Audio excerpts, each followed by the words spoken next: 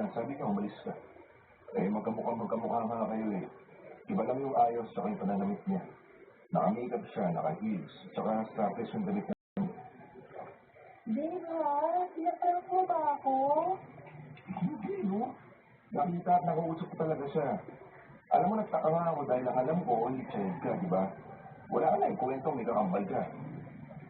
Teka, baka ako naman yung pinaprank yung magkapatid. Babe, ano ka ng ganyang biro, ah? Wala akong kapatid at lalong wala akong kakambal. At nag-iisa lang ako dito sa unit. Nakatulog lang ako habang naghihintay sa'yo.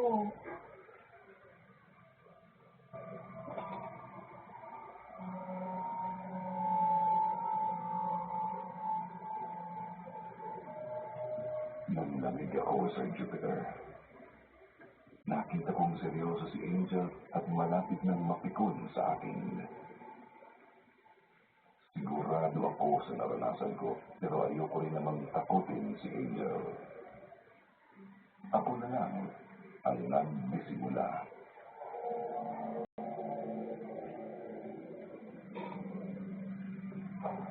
Um, Kagigising ko lang din. Eh, baka napanaginipan ko lang at inakala ko totoo. Sorry. Naku, babe, nakaka-nervous ka naman eh. Sorry na. Hindi ka, kumain na tayo sa labas.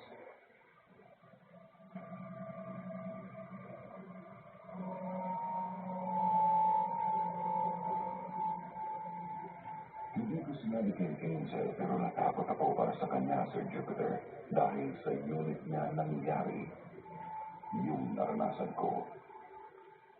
Kung sino o anuman yung nagpakita at nakipag-usap pa sa akin, ay maaaring andun pa. Niyaya ko si Angel na magsimba at humingi ako ng holy water para sa aming dalawa.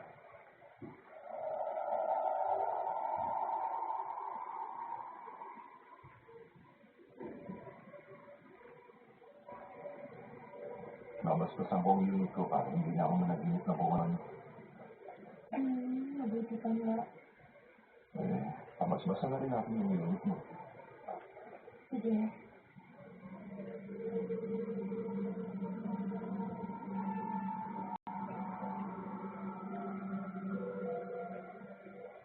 Akala ko hindi na mauulit yung naranasan ko, Sir Jupiter.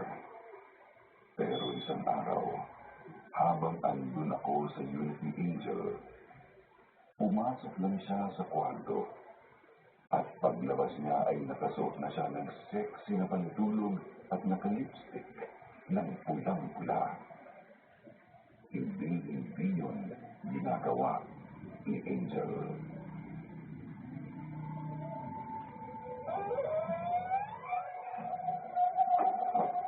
Angel? Nakalimutan mo na ako agad? It's Lalay.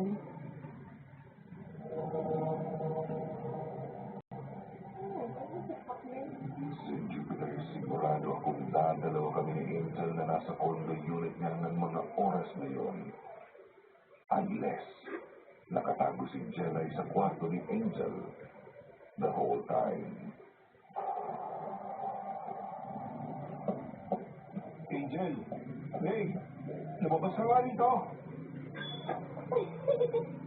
Wala si Angel ngayon. Ako lang ang nandito. Andito si Angel, kausap ko, mahingin lang.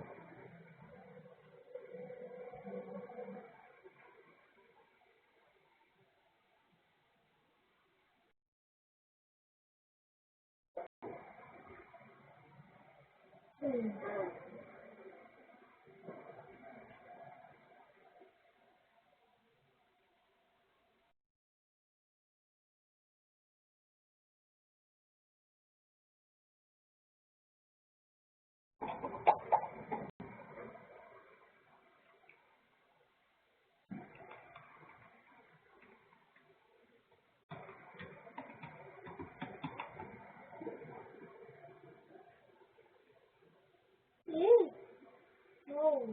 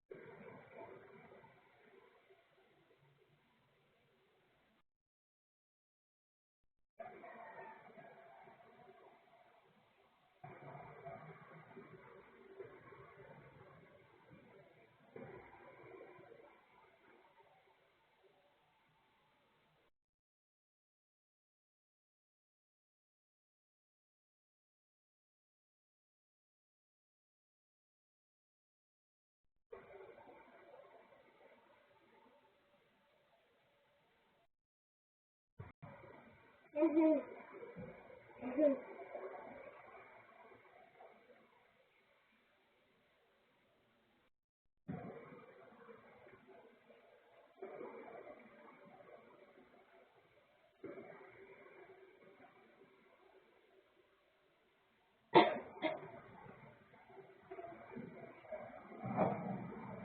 halagang $10 billion, pwede ka nang makapunta sa planetang Mars.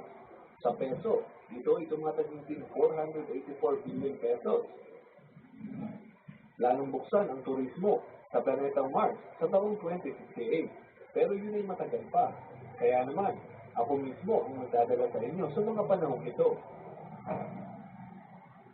Ito si Elon Musk, ang founder ng SpaceX. Ayon sa kanya, ang planetang Mars lamang ang nag-iisang planeta sa ngayon na maaari nating lipatan kung sakaling magkaroon ng malaking problema ang Earth, gaya ng gera, iba't ibang klase ng pandemic, paglaki ng araw, global warming, at marami pang iba. Sang-ayon naman ang mga siyentipiko sa mga pangyayaring ito at hindi natin alam eksakto kung kailan ito mangyayari. Maaaring 2024, 2036, o di kay 2068. Isa sa mga plano ng mga dalubhasa ang pagpapadala ng unang mga tao sa Mars sa taong 2068. At hindi lang basta pagbisita ang pakain na dito, kung hindi, posible rin sa taong ito ay may mga naninirahan na sa planetang ito. Isang maliit na komunidad na handang ipagpatuloy ang buhay sa labas ng Earth. Isa pa lamang yan sa kanilang mga plano at hayaan yung isa-isa yung lahat sa inyo. Ano ang itsura ng planetang Mars at ng ating mundo sa taong 2068? Yan ang ating aalamin.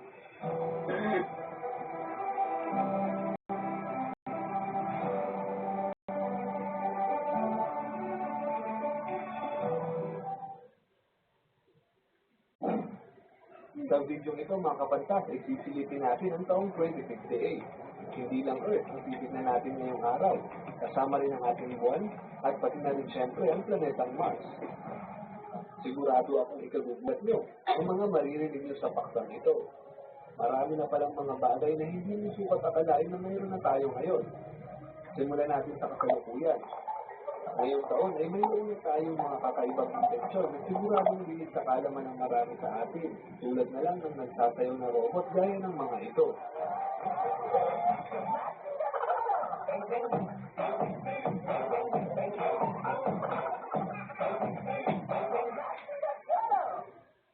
Mayroon din tayong robot chef na kung saan hindi mo na kailangang mapagod sa pagluluto.